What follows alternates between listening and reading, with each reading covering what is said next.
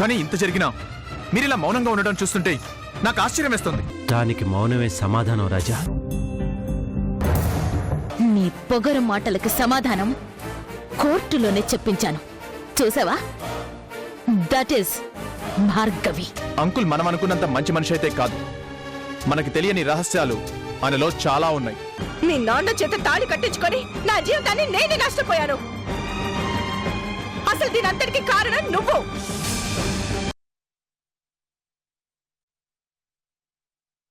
మిమ్మల్ని ఎలా క్షమిస్తాననుకున్నావు? Get out. ఇక్కడి నుంచి వెళ్ళిపోండి.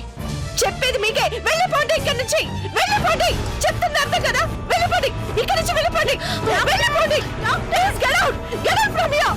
Please get out. Doctor please control చేసుకోండి. డాక్టర్ ప్లీజ్ చెప్పండి. కూర్చోండి ప్లీజ్. మీరు వెళ్ళిపోమని చెప్పండి. మీరు కూర్చోండి ప్లీజ్. డాక్టర్ గారు ఇంజెక్షన్ ఇవ్వు. వెళ్ళిపోమని చెప్పండి. రిలాక్స్ అవ్వండి. మీరు వెళ్ళండి సార్. ప్లీజ్ కళ్ళకి వెళ్ళండి. వెళ్ళిపోండి ఇక్కడి నుంచి ప్లీజ్. ఇరిటేట్ అవ్వకండి. నర్స్ వెళ్ళిపోమని చెప్పండి. డాక్టర్ గారు వెళ్ళిపోమని చెప్పండి. వెళ్ళిపోండి. వెళ్ళిపోండి ఇక్కడి నుంచి. వెళ్ళిపోండి. వెళ్ళిపోండి. వెళ్ళిపో. వెళ్ళిపో.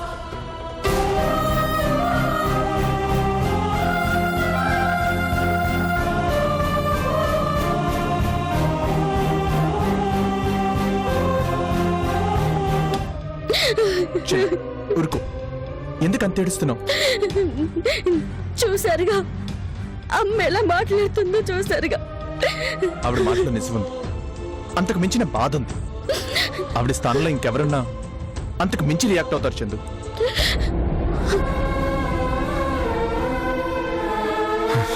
కన్న తండ్రి చనిపోయాడు. ఆస్తి పోయింది. చివరికి నమ్మిన భర్తే ఇంత మోసం చేశాడు. మరి ఆవిడ అరవటంలో తప్పే ఉంది. ఒకప్పుడు నువ్వు కనిపిస్తే ఆనందంతో పలకరించే మనిషి ఈ రోజు నువ్వు కనిపిస్తేనే ఆవేశంతో ఊగిపోతుందంటేనే ఆమె మనసుకి ఎంత గాయమై ఉంటుందో ఒక్కసారి ఆలోచించు.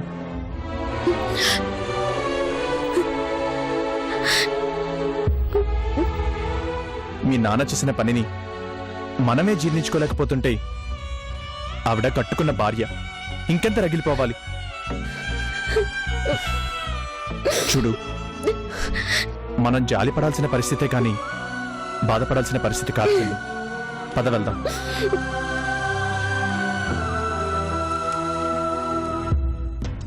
ఇవన్నీ కూడా మన ప్రాఫిట్స్ మేడం. ఇవి కూడా madam. Good, very good. Madam, మనకి ఫుడ్ ప్రొడక్ట్స్ లోనే మంచి లాభాలు వస్తున్నాయి. మనకున్న అన్ని బిజినెస్ లోనూ ఇదే బాగా కలిసి వచ్చింది మేడం. ఎవరికి కలిసి వచ్చింది? నీకా మాకా? మీకు కలిసి వస్తే మాకు కలిసి వచ్చినట్టే కదా. అదే తప్పు. కష్టం మాది, కాసులు మావి. ప్రాఫిట్ కూడా మాకే రావాలి. అంతేకాని నీకెలా కలిసి వస్తుంది? కలిసి వస్తుంది అన్నావంటే నేను అనుమానించాల్సిందే. చూడండి మేడం, మీ మామయ్య గారు నన్ను అవమానిస్తున్నారు. నేను మీ దగ్గర ఎంత నమ్మకంగా పనిచేస్తున్నాను మీరే చెప్పండి. నమ్మకం లేకపోతే నొక్కడం కష్టం కదా. మావయ్య, నేను ఆయన గురించి అనట్లేదమ్మా, మామూలుగా బయట మాట్లాడుకునే చెప్తున్నాను. మీ వాళ్ళకం చూస్తుంటే నా మీద అనుమానంతో అన్నట్టుంది. గుమ్మడికాయల దొంగ ఎవరు అంటే భుజాలెందుకు తడుముకుంటావు? మేడం. మహేంద్ర, నువ్వు ఆఫీస్కి వెళ్ళు. అలాగే మేడం.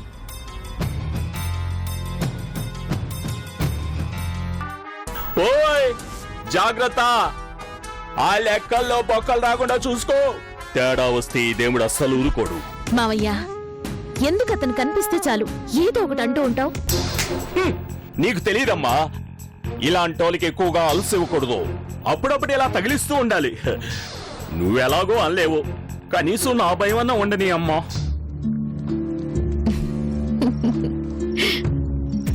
అది సరే గాని ఆ కృష్ణప్రసాద్ పరిస్థితి మరీ దారుణంగా తయారైందంట కదమ్మా. అటు అల్లుడు, కూతురు, పెళ్ళాము, వదిన అందరూ ఆ మనిషిని చూస్తేనే అని మొహం పక్కకు తిప్పుకుంటున్నారట. ఆ విషయం నీకెలా తెలుసు? ఎలా తెలుసు అంటే ఏం చెప్పనమ్మా? నా పేరేంటి? దేవుడు. ఈ ప్రపంచంలో దేవుడికి తెలియనిదేమన్నా ఉంటుందా చెప్పు?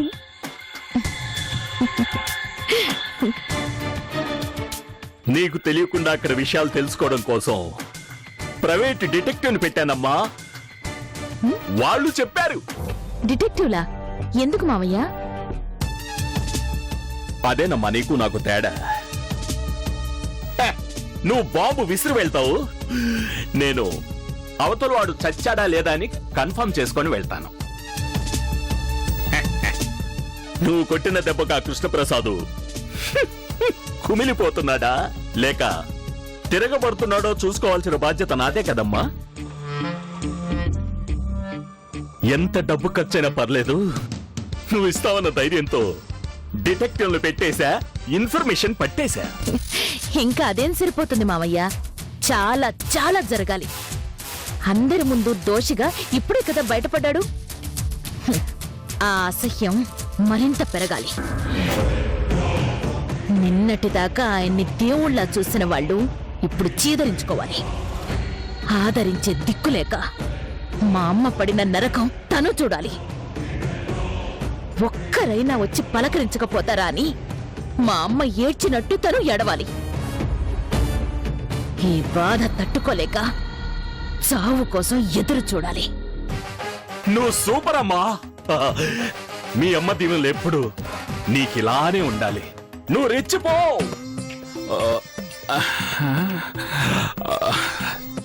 చెప్పడం మర్చానమ్మా, మీ అమ్మ విగ్రహానికి పాలరాయి వాడాలా నాపరాయి వాడాలా అని ఆలోచిస్తున్నాను.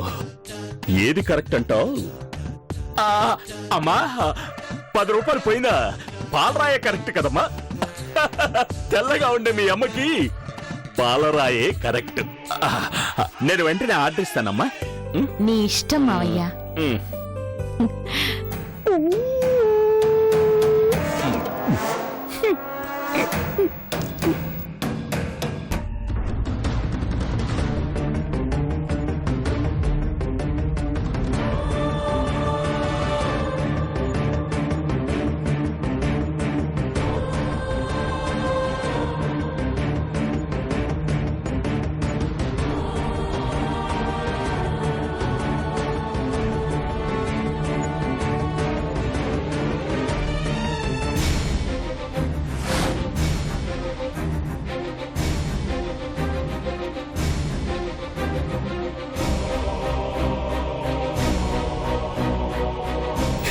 ఇంత ప్రశాంతంగా ఎలా నిద్రపోతున్నావు కృష్ణ?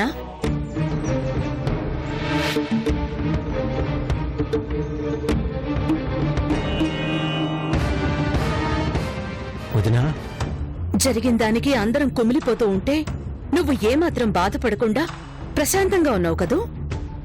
లోతు ఎక్కువ ఉన్న చోటే ప్రశాంతంగా ఉన్నట్లు కనిపిస్తుంది వదినా. లోపల ఎన్ని సుడిగుండాలున్నాయో నాకే తెలుస్తుంది. నిజమే కృష్ణ, నువ్వు పైకి కనిపించే మనిషివి కాదు, చాలా లోతైన మనిషివి. నీలో మాకు తెలియని రహస్యాలు చాలా దాగున్నాయని ఇప్పుడిప్పుడే అర్థం అవుతోంది. ఎందుకు కృష్ణ ఇంత అబద్ధం చెప్పావు? అబద్ధం? భార్గవికి నువ్వు కన్న తండ్రివి అనే విషయం తెలిసి కూడా నాకే సంబంధం లేదు అనటం అబద్ధం కాదా? నీ మాటలు నమ్మి కదా మేం కోర్టు దాకా వెళ్ళాం, అందర్నీ పిచ్చివాళ్ళం చేశావు. వదినా, అన్నీ తెలిసి నువ్వే ఇలా అంటే ఇక నేను ఎవరితో చెప్పుకోవాలి? అన్నీ తెలుసా? ఏం తెలుసు కృష్ణ? ఇప్పటి వరకు అన్నీ తెలుసు అనే పిచ్చి భ్రమలో బ్రతుకుతున్నానని ఈ రోజే అర్థమైంది. నిన్నటిదాకా అసలు ఆ భార్గవికి నేను తండ్రిని ఎలా అయ్యానో తెలీదు అన్నావు. ఈ రోజు సౌందర్యని నీ ఆఫీసులో చేర్చుకున్న నిజాన్ని బయటపెట్టావు. అంటే ఆ విషయం చెప్పినందుకు నువ్వు నన్ను అనుమానిస్తున్నావు వదినా? కొన్ని నిజాలు ఆలస్యంగా బయటికి రావటం వల్ల వాటి రూపురేఖలే మారిపోతాయి కృష్ణ. విడాకులైన తర్వాత సౌందర్య మొహం కూడా చూడలేదు అన్నవాడివి తనకి ఉద్యోగం ఇచ్చిన విషయం ఎందుకు దాచావు? అసలు ఆ నిజం ఎవరితోనూ ఎందుకు చెప్పలేదు? ఎలా చెప్పను వదినా? మీకెవరికి తెలిసినా ఎందుకు రానిచ్చావు అంటారు. అప్పుడు సౌందర్య తన పరిస్థితి బాగాలేదని కాళ్ళ వెళ్ళపడింది. నేను తప్ప మరో దిక్కు లేదని ఏడ్చింది. తనకి ఉద్యోగం ఇచ్చిన సంగతి ఎవరికీ చెప్పొద్దు అని నా దగ్గర మాట తీసుకుంది. అందుకని నిజం దాచావా? ఒకరు కాదు, ఇద్దరు కాదు, మొత్తం ఫ్యామిలీలో ఎవ్వరికీ తెలియకుండా దాచి 25 ఏళ్ల తర్వాత ఆ నిజాన్ని బయట పెట్టావు కదూ. ఎలా నమ్మాలి కృష్ణ? ఆ రోజు నువ్వు సౌందర్యం మీద చూపించిన జాలితో ఆగిపోయిందో లేక భార్గవి పుట్టడానికి దారి తీసిందో ఎవరికి తెలుసు? వదినా, ఇప్పటిదాకా నిన్ను చాలా ఉన్నతంగా ఊహించుకున్నాను కృష్ణ. కానీ నువ్వు చాలా మందిని మోసం చేశావు. సౌందర్యాన్ని మోసం చేశావు, సౌందర్య విషయం దాచిపెట్టి సూర్యుని మోసం చేశావు, చివరికి జయంతిని మోసం చేశావు. మేం తట్టుకున్నా పాపం జయంతి నువ్వు కొట్టిన దెబ్బకు వెలువెల్లాడిపోతోంది, పిచ్చిదయ్యేలాగా ఉంది.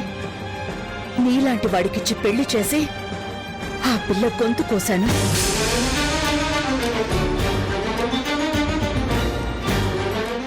నిన్నటిదాకా భార్గవి చేస్తుంది తప్పు అని తనని తిట్టుకున్నాను. కానీ నీ గురించి ఒక్కో నిజం తెలుస్తుంటే భార్గవి మీద గౌరవం పెరుగుతోంది కృష్ణ. ఓ మనిషి జీవితంలో పైకెదగటం గొప్ప కాదు, వ్యక్తిగా దిగజారకుండా ఎదగటం గొప్ప. దిగజారిపోయావు కృష్ణ, చాలా నీచమైన స్థాయికి దిగజారిపోయావు. నిన్ను దేవుడు కూడా క్షమించడు.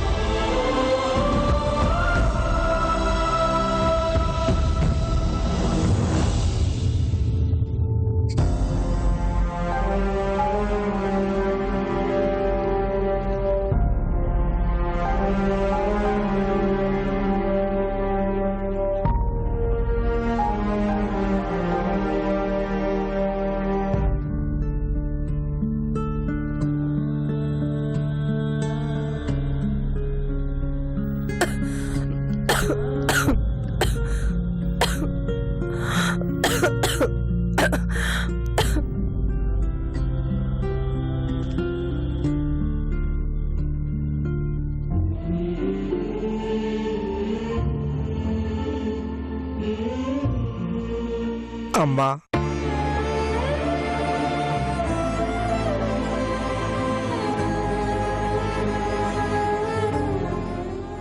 అమ్మా, ఏంటమ్మా ఇది? ఎలా ఉండాల్సిందని ఎలా అయిపోయావమ్మా? నీ చేతులతో ఎత్తుకొని పెంచావు కదా రామయ్య, నేను పోయాక కూడా నీ చేతులతోనే తగలపెట్టేసే. అమ్మా, ఏంటమ్మా ఆ మాటలు? నువ్వలా మాట్లాడకూడదమ్మా. నాకు తెలిసిన మా జయంతి ఇలా ఉండదు. ఆ దర్జా, ఆ ఉన్నతనం కనిపించాలి. లేవు రామయ్య, అవన్నీ గతం. ఆ గతంలోనే సమాధి అయిపోయాయి. ఎప్పుడైతే ఓ మోసగాడి చేతి తాళి కట్టించుకున్నానో ఆ రోజు నుంచే నువ్వు చూసిన ఆ జయంతి చచ్చిపోయింది. అమ్మా, నిజం రామయ్య, పెళ్ళే వద్దనుకుంటున్న రోజుల్లో డాడీ పెళ్లి చేసుకోమా అని వెంటపడ్డారు. అతి బలవంతం మీద నా మనసు మార్చి ఓ నమ్మక ద్రోహిని తెచ్చి పెళ్లి చేశారు. చివరికి ఆ మనిషి వల్ల నా కన్న తండ్రిని పోగొట్టుకున్నాను, నా ఆస్తిని పోగొట్టుకుని ఇదిగో ఈ పరిస్థితికి వచ్చాను.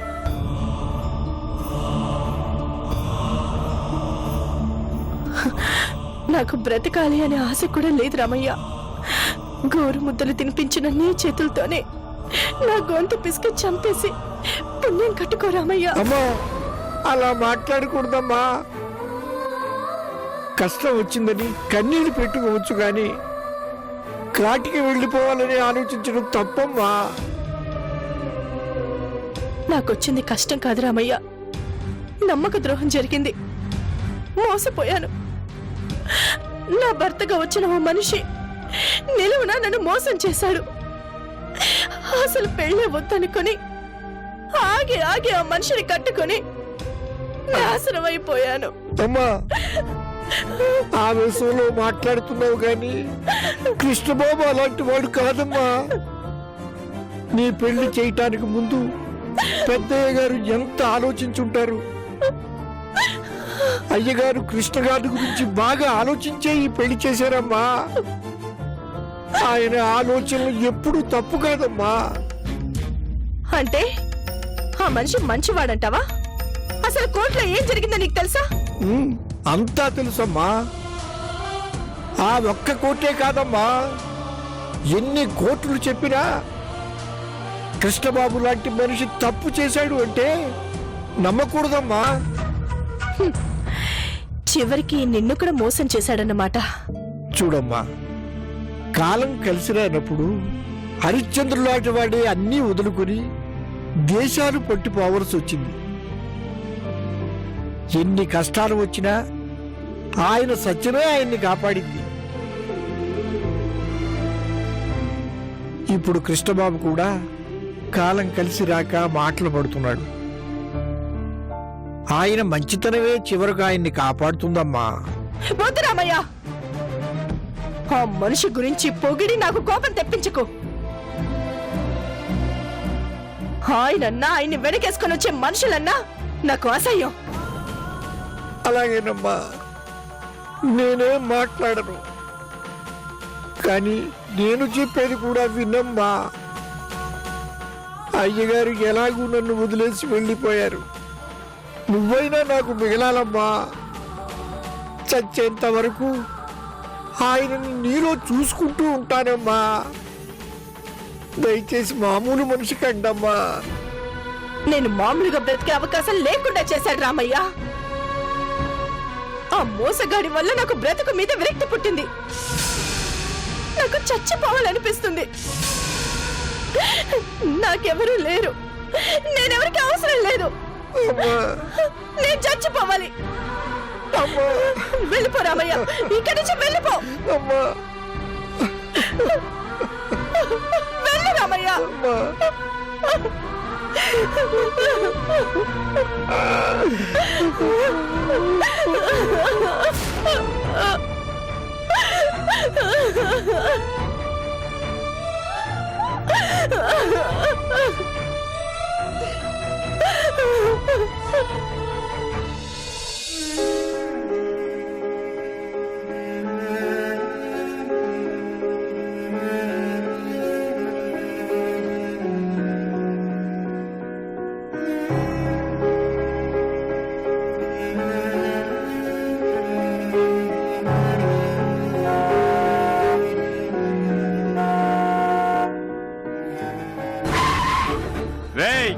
ఇంట్లో చెప్పవచ్చావా?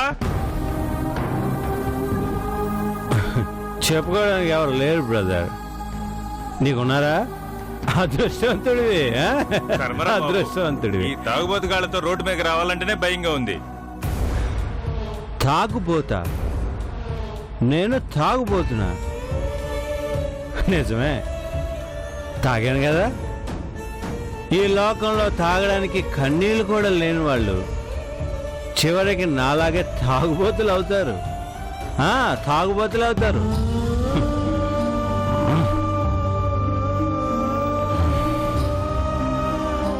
కృష్ణప్రసాద్ భార్గవికి కన్న తండ్రిని నిర్ధారించబడింది సార్. ఇంకొక క్షణం నా కళ్ళ ముందు ఉన్నావంటే నిన్నేం చేస్తానో, నాకు నేను ఏమైపోతానో నాకే తెలీదు. మాకు తెలిసిన నిజం ఒక్కటే, భార్గవి మీ కూతురు. నువ్వు చాలా మందిని మోసం చేశావు. సౌందర్యని మోసం చేశావు. సౌందర్య విషయం దాచిపెట్టి సూర్యుని మోసం చేశావు. చివరికి జయంతిని మోసం చేశావు. పాపం జయంతి నువ్వు కొట్టిన దెబ్బకు విలువిల్లాడిపోతోంది. పిచ్చిదయ్యేలాగా ఉంది.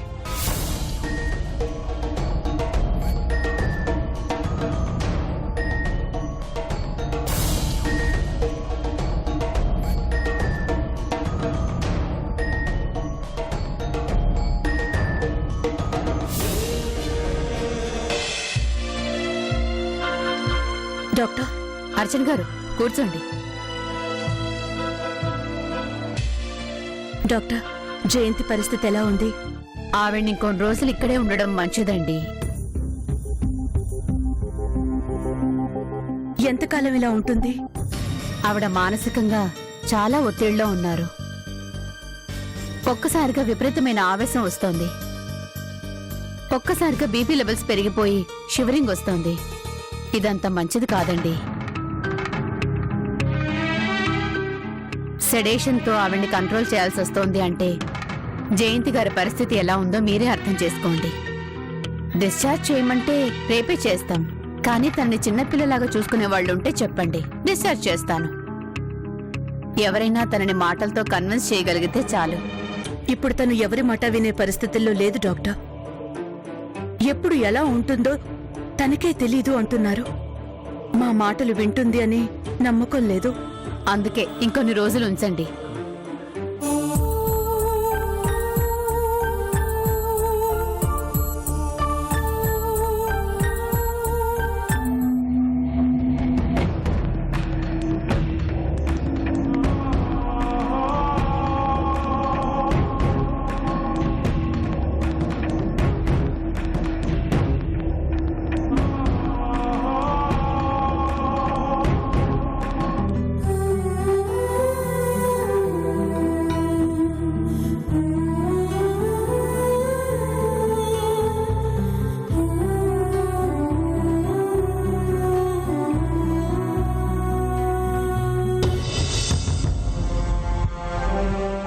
జయంతి,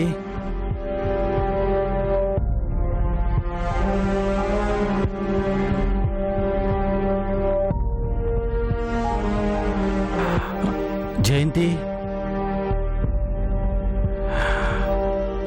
జయంతి, జయంతి.